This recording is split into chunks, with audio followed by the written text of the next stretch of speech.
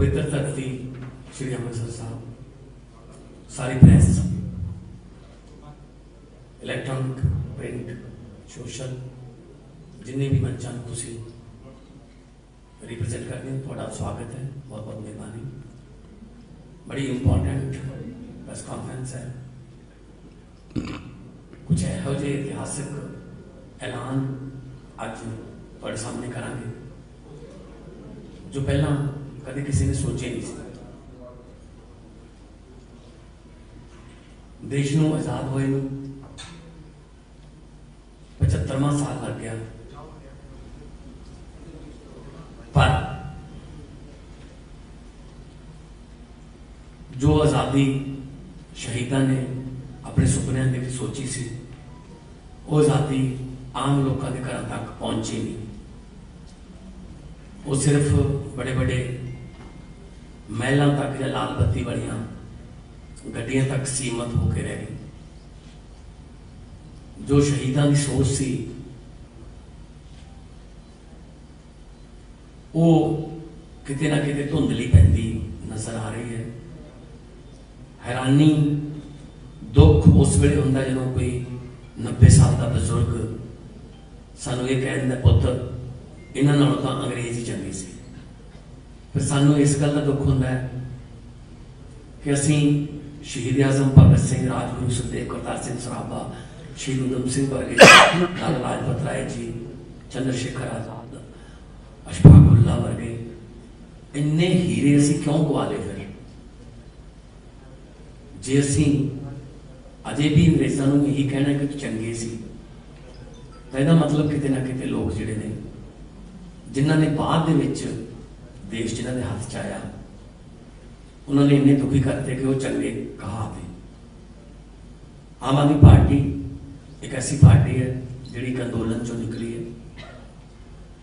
आज़ादी तो पहला शायद इदा होंदा हो, असीं उदों है नहीं सी, पर आज़ादी तो बाद पहली बार है जो आम आदमी पार्टी का कोई शो, रोड शो होता है या रैली होती है, 3-4 नारे जिहड़े ने वो इक्को माइक तो आज़ादी तो बाद सिर्फ आम आदमी पार्टी लाउंदी है। इक्को माइक तो 3-4 नारे, भारत माता की जय, वंदे मातरम, इनकलाब जिंदाबाद, बोले सो निहाल। सो आम आदमी पार्टी एक धर्मनिरपक्ष पार्टी है, सारे धर्मों का सत्कार करते हैं। अज मुख्यमंत्री दिल्ली अरविंद केजरीवाल जी पार्टी के सुप्रीमो ने 3 दिन पंजाब के दौरे पे ने। एक खास ऐलान जो कि दिल्ली च इन्होंने करता, पंजाब के वास्ते अज खास ऐलान करना आए ने। मैं चाहूँगा कि मीडिया सामने सीएम साहब संबोधन करें। आप सब लोगों को मेरा नमस्कार, सबको मेरा प्रणाम, सत श्री अकाल। हमारे देश को आज़ाद हुए 75 साल हो गए। आज़ादी बड़ी मुश्किल से मिली थी।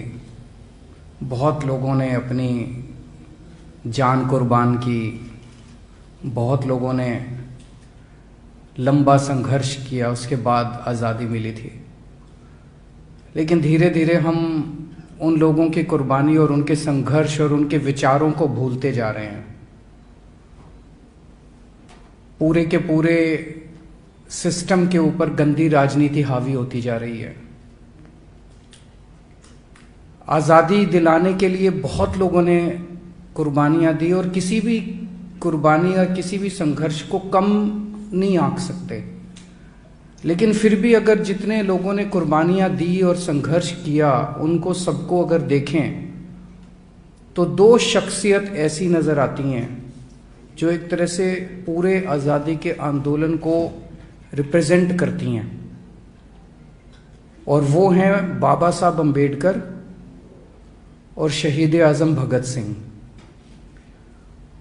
ये 2 आज़ादी के दीवाने ऐसे थे, ये 2 शख्सियत ऐसी थी जो एक तरह से सारा जितने भी लोग, जितने भी आज़ादी के सेनानी हुए, सबको रिप्रेजेंट करते हैं।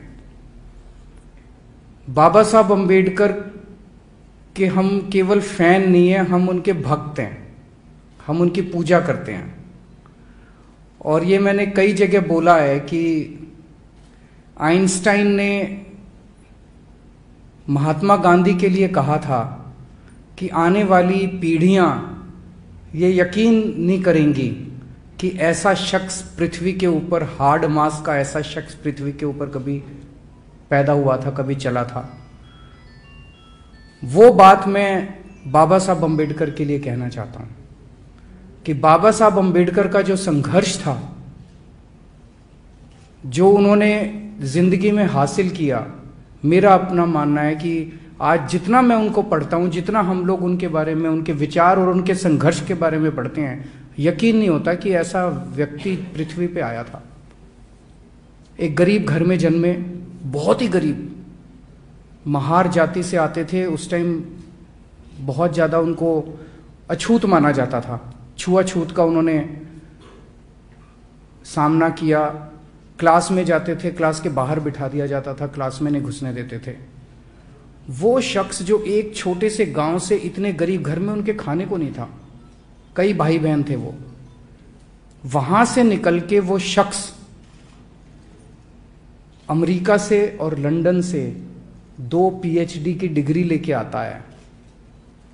मैं तो सोच रहा था 1914-15 में इंटरनेट भी नहीं था, कोई जानकारी भी नहीं थी, उनको पता कैसे चला होगा कि अमेरिका में ऐसी कोई यूनिवर्सिटी है, कैलिफोर्निया यूनिवर्सिटी है, लंदन स्कूल ऑफ इकोनॉमिक्स है, वहाँ फॉर्म कैसे भरते हैं, फॉर्म कहाँ से मिलते हैं, वो पता नहीं उन्होंने कैसे सारा, और फिर स्कॉलरशिप का इंतजाम किया और फिर वहाँ गए और फिर वहाँ से पीएचडी करी और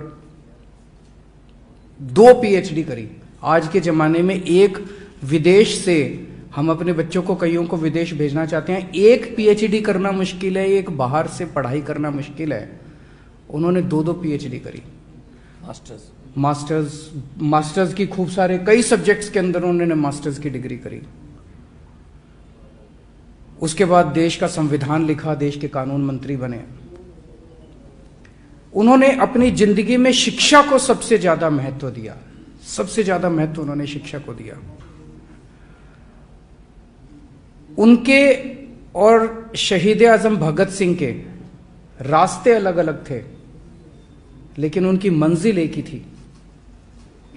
दोनों चाहते थे कि देश आजाद होने के बाद सबको अच्छी शिक्षा मिले, सबको अच्छा स्वास्थ्य सेवाएं मिले, देश के अंदर तरक्की हो, जात पात या धर्म के आधार पे भेदभाव ना हो, सबको बराबरी का हक मिले। कोई अपनी जिंदगी में सफल होता है, ये इस बात पे निर्भर नहीं होना चाहिए कि वो किस जाति में पैदा हुआ। शहीद आजम भगत सिंह 23 साल की उम्र में, 23 साल में आदमी सोच रहा होता है कि मैं अब क्या बनूंगा, फिर एक अच्छी सी लड़की मिलेगी, फिर शादी करूंगा, फिर बच्चे होंगे, फिर मैं ये करूंगा, फिर वो 23 साल की उम्र में उन्होंने देश के नाम जान कुर्बान कर दी। तो दिल्ली में अभी मैंने ऐलान किया था 26 जनवरी के मौके पे कि दिल्ली के हर दफ्तर में, दिल्ली सरकार के हर दफ्तर में बाबा साहब अम्बेडकर और शहीद आजम भगत सिंह की तस्वीरें लगाई जाएंगी। आज हम ये ऐलान करते हैं कि पंजाब में सरकार बनने के बाद पंजाब सरकार के किसी भी दफ्तर में सीएम की या किसी भी नेता की फोटो नहीं लगाई जाएगी। बाबा साहब अम्बेडकर और शहीद आजम भगत सिंह की तस्वीर पंजाब सरकार के हर दफ्तर के अंदर लगाई जाएगी, ताकि उनको देख के हम लोग, हमारी पीढ़ी, आने वाली पीढ़ी प्रेरणा ले सकें। जितनी बार हम उनको देखेंगे, उनके संघर्ष हमें याद आएगा, उनकी कुर्बानी याद आएगी और उनके विचार याद आएंगे। तो दिल्ली सरकार, मैंने ऐलान किया था कि दिल्ली सरकार बाबा साहब अम्बेडकर और शहीद आजम भगत सिंह के विचारों पे चलेगी। पंजाब सरकार भी शहीद आजम भगत सिंह और बाबा साहब अम्बेडकर के विचारों पे चलेगी। मान साहब भी कुछ? बहुत इतिहासक फैसला है। आम तौर पे तुसी देखते हो सरकारी दफ्तरां दे विच प्रधानमंत्री दी या मुख मंत्री दी फोटो लगी हुंदी है। असी उन्हां लोकां नूं भुलदे जा रहे हैं जिन्हां ने देश आजाद कराया। शहीद आजम भगत सिंह, उन्होंने इस गल की भोरा भी चिंता नहीं सी या शक नहीं सी कि देश किवें आजाद होगा। उन्होंने डर सी। उन्होंने अपनी किताबों के लिखे, चिट्ठियां लिखे, पढ़िया बहुत कि आज़ादी तो बाद देश किन्ना हत्थां जाऊगा। उन्होंने शक जिहड़ा बिल्कुल सही, उन्होंने डर जिहड़ा बिल्कुल सही साबित होया कि जिन्ना हत्थां दे विच देश आज़ादी तो बाद गया, शायद अंग्रेज भी शर्मिंदा होंगे कि असी 200 साल च इन्हां ने लुट सके जिन्हां ने 60-70 साल च लुट लिया अपने ने। अंग्रेजी के एक राइटर ने वो इंडिया आए, उन्हें इंडिया बारे किताब लिखी कि भारत जिहड़ा मल्टी कल्चरल कंट्री है जिथे लोग एक दूजे को आपस च लुटी जाते हैं। जे कोई बैंक के पैसे मार के बाहर जाता है उन्हें सिंगापुर तो नहीं लुटिया ना, जे कोई इतों करोड़ों रुपये का कपड़ा करके बाहरले मुल्क भेज देता उन्हें कोई मलेशिया तो नहीं लुटिया ना। सो अपने मुल्क में यार असी लुटी जाते हैं। सो शहीद आजम भगत सिंह इन्ने ज्यादा देश के दीवाने सी कि जिस वेले वो चंद्रशेखर आजाद जी को गए चिट्ठी लैके अपने प्रोफैसर की, लाहौर कॉलेज के प्रोफैसर, तो उत्थे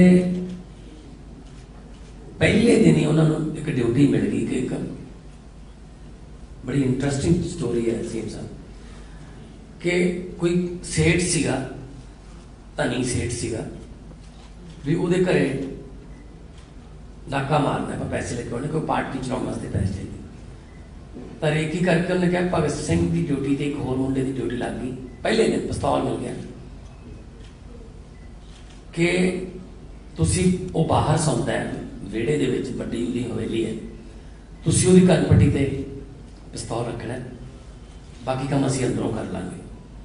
उन्होंने चलो भगत सिंह ने अपनी ड्यूटी निभाई ते लुट लिया खजाना उतों।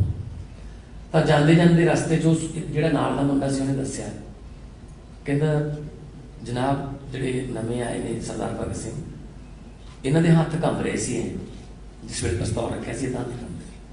तो चंद्रशेखर आजाद जी ने पूछा प्रधान सी, कहंदे भगत सिंह हत्थ कंब रहे सी? कहंदे पंडित जी हाँ। की गल फिर? कल तो बड़ी बड़ी गल्लां करदा सी देश वास्ते। कहंदा इहो जी गल कही भगत सिंह ने, वो कहंदे पंडित जी मैथों अपणियां ते पिस्तौल नहीं ताड़िया जांदा, भावें अमीर सी पर है तां भारती सी। गोरियां दे तुसीं जिथे कहोगे निशाना इत्थे लाउणा इत्थे ला लूंगा, हत्थ नहीं कंबदा, अपणियां ते पिस्तौल नहीं ताड़िया जांदा। उस तो बाद चंद्रशेखर आजाद होया अपने भारतीयों के घरां दे विच कोई पैसे पूसे लैने या कोई बंद करता, वो फिर गोरियां का खजाना लेके जाना ट्रेनां लुटन लगे। भगत सिंह का पहले दिन ये कहा कि मैथों अपने हाथ पिस्तौल नहीं ताड़िया जाता, इन्ने ज्यादा देशभक्त सी। सो भगत सिंह ने आज़ादी लियांदी, बाद बाबा भीमराव अंबेडकर जी ने उस आज़ादी की व्याख्या की कि समानता किवें आऊगी, सबनों समानता लेके आओ कि यह ना हो कोई छूट छाट या जिवें कोई किसी नाल जात पात ते होवे। सो इन्हां दोनों का जिहड़ा सुमेल है वो बहुत ही कमाल है। सो मैनूं बड़ी खुशी है, मैं खुद शहीद आजम भगत सिंह बहुत बड़ा फैन है। मैं कल्ला नहीं, बहुत लोग ने जो फॉलो करते हैं। सो मैं तो जो MP जित के सर्टिफिकेट मिलता मैं शहीद आजम भगत सिंह के पिंड आके खटखड़ कला मत्था टेक के मैं उत्थों शीवा लैना। सो मैनूं बड़ी खुशी है कि सीएम साहब ने फैसला किया है कि पंजाब के हरेक सरकारी दफ्तर दे विच शहीद आजम भगत सिंह ते बाबा साहब भीमराव अंबेडकर जी की फोटो लगूगी। विधान सभा के शहीद आजम का बुत लाया हुआ है, दिल्ली विधान सभा बुत लगे हुआ है दोनों के तो बहुत बहुत धन्यवाद कि तुसी कोई सवाल करना। अरविंद जी, जो नवजोत सिंह सिद्धू और विक्रम मजीठिया में जो छक्कर आपको हल्के में हो रही है, उसमें जो लोकल मुद्दे हैं, जनता के जो मुद्दे हैं, उनकी बात नहीं हो रही, निजी रंजिशबाजी एक दूसरे पर इल्जाम लग रहे हैं, इस पर आप क्या कहना चाहते हैं? आपने बहुत सही बात कही। आपने, मैं एक बार बोल देता हूं क्योंकि हो सकता है लोगों को आपका प्रश्न ना समझ आया हो।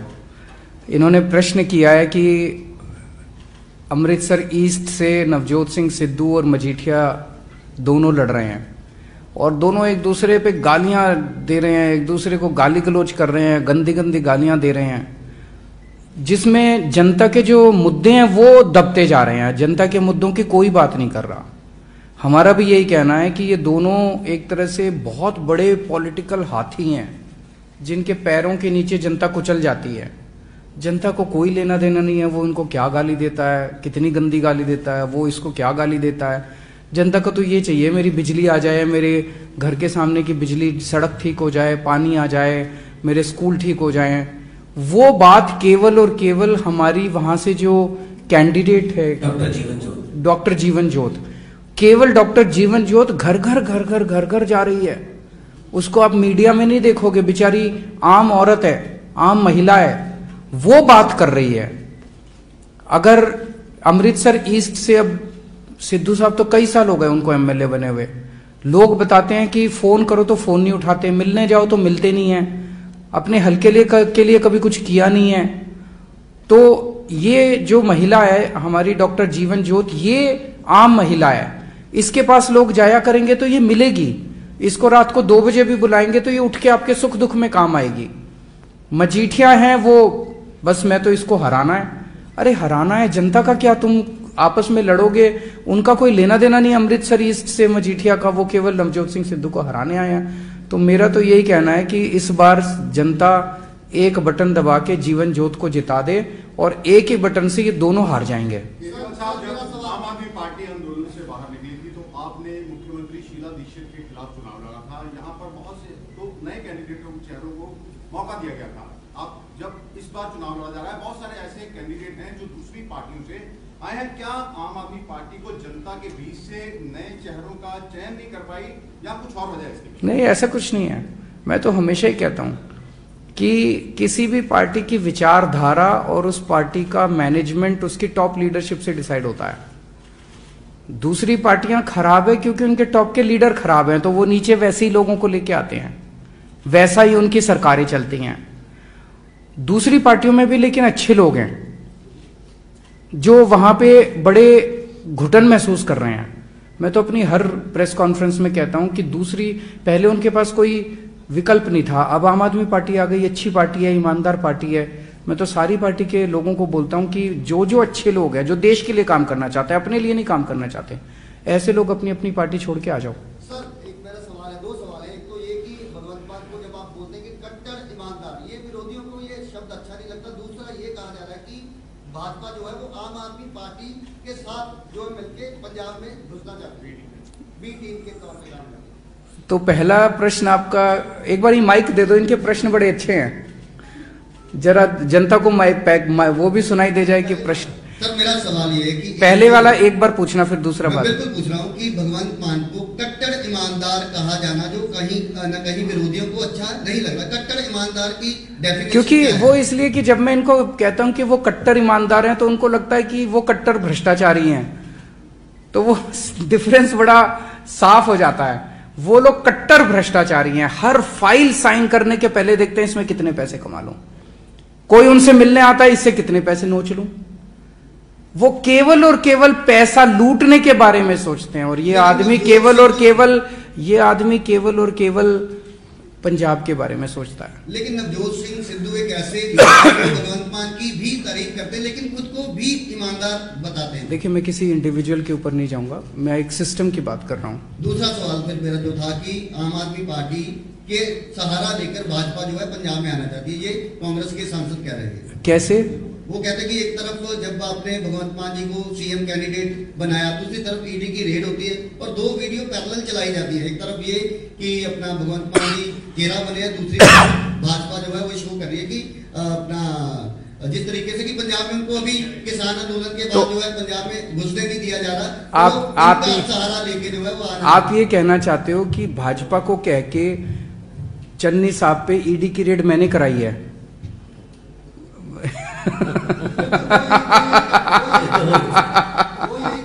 अगर मैं इतना पावरफुल हूं तो फिर तो मैं 2-4 के ऊपर और करा मेरे ऊपर तो उन्होंने ईडी की, सीबीआई की, इनकम टैक्स की, मेरे बेडरूम में घुस गए थे वो लोग। अगर मेरा बस चलता मैं क्यों कराता? केजरीवाल साहब, हर पार्टी ये सभी आप भी कह रहे हैं कि भ्रष्ट नेताओं ने पंजाब को लूट लिया।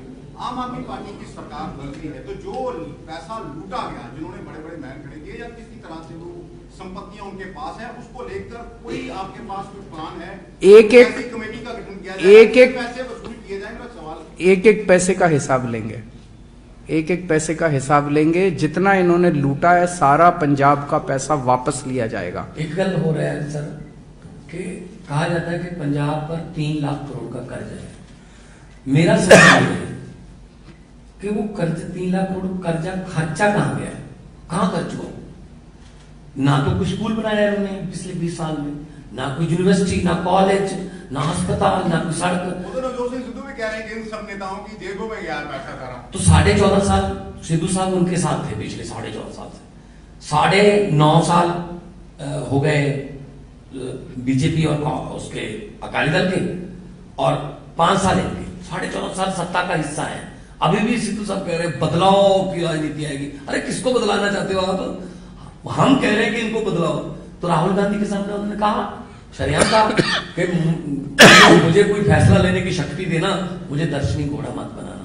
वो तो अपनी लड़ाई, उनकी लड़ाई भ्रष्टाचार के खिलाफ लड़ाई नहीं है, उनकी लड़ाई पंजाब को सुधारने की लड़ाई नहीं है, उनकी लड़ाई मुख्यमंत्री बनने की लड़ाई है। Last question. Bharatiya Janata party ने कहा है कि दिल्ली में धर्मांतरण को लेके कानून क्यों नहीं बनाते? पंजाब में जो धर्म की राजनीति करते हुए केजरीवाल जी प्रचार कर रहे हैं कि पंजाब में ये। देखिए, मेरा अपना ये कहना है, किसी भी व्यक्ति को कौन से धर्म में मानेगा, जिस धर्म में पैदा हुआ उस धर्म को मानेंगे, किसी और धर्म, ये सबका अपना निजी मामला है। इसमें हस्तक्षेप देने का किसी को अधिकार नहीं है। आप इस भगवान को मानते हो, आप उस भगवान को मानते हो, आप इस धर्म में विश्वास रखना चाहते हो, आप दूसरे धर्म में जाना चाहते हो, ये सबका निजी मामला है। इसमें किसी सरकार को हस्तक्षेप करने का अधिकार नहीं है और ये संवैधानिक अधिकार है। लेकिन एक मिनट उनका प्रश्न तो पूछा होता है, तो उनका छोड़ दूं, उनका जवाब ना दूं, उनका जवाब ना दूं? आपका प्रश्न जवाब देंगे, लेकिन पहले उनका सुनिए आप। ऐसे ये बदतमीजी नहीं चलेगी, ये गलत बात है ये। लेकिन किसी भी व्यक्ति से लालच देके, धमकी देके, जबरदस्ती करके किसी का धर्म परिवर्तन करना गलत है।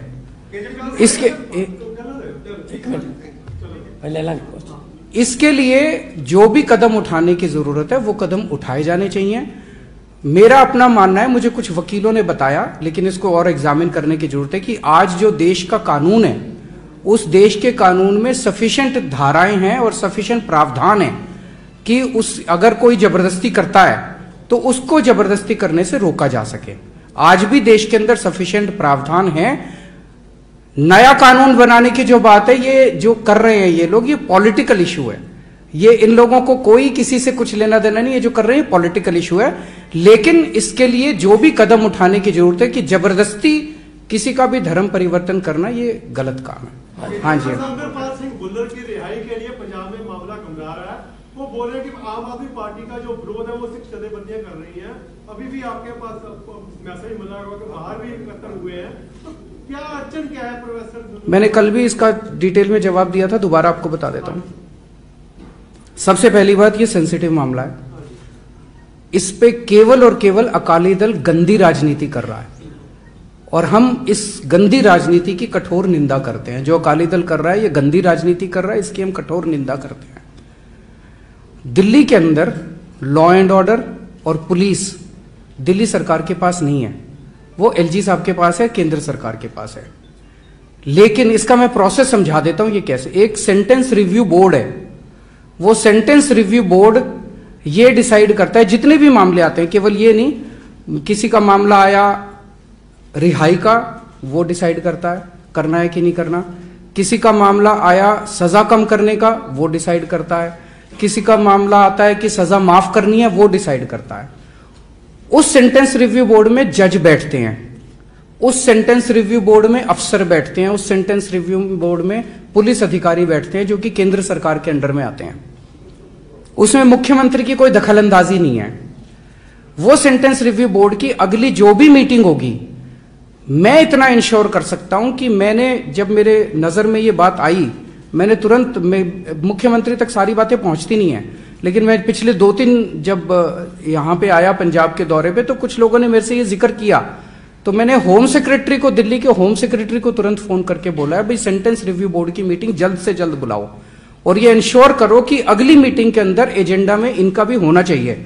ऐसा ना हो कि एजेंडा के अंदर इसका, क्योंकि मामले बहुत होते हैं, एक मीटिंग में मान लो इनके पास 100 मामले आ गए, 150, मैंने कहा इनका होना चाहिए और ये डिस्कशन इसके ऊपर होनी चाहिए। ऐसा ना कर दो कि 300 मामले रख दिए और इसको 300 और बोल दिया कि, तो अगली मीटिंग में मैं ये इंश्योर कर सकता हूं कि ये मामला एजेंडा में होगा और ये डिस्कस होगा। उसका जो भी नतीजा होगा सेंटेंस रिव्यू बोर्ड का, वो फिर फाइल एलजी साहब के पास जाती है और एलजी साहब उसके ऊपर निर्णय लेते हैं। तो आप इंतजार कीजिए सेंटेंस रिव्यू बोर्ड की अगली मीटिंग का, मैं ये इंश्योर कर सकता हूं कि जल्द से जल्द हो। एक और बात